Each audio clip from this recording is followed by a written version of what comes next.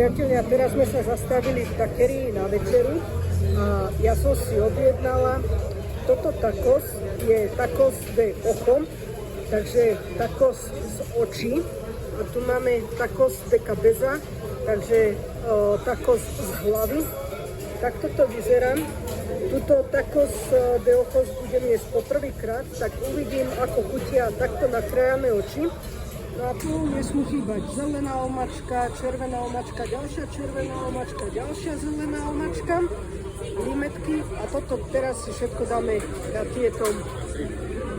A ešte tu ma manžel upozorňuje, tu máme ešte tacos de tripa, takže takto to vyzerá. A to je vlastne tacos de tripa je z čreva. Tak toto je naša večera a ideme si to teraz takto pekne vychutnať. Takže dobrú chuť. A práve sme dojedli naše tacos a ešte po vyplatení nám čašník doniesol takéto cukriky. Takže sme sa boli na večerať v takerii Los Güeros. Takže máme 2 balíky cukrikov, ktoré si teraz s manželom rozdelíme. Takže aj toto patrí k tomu. Takže takeria Los Güeros určite vrelo odporúčam.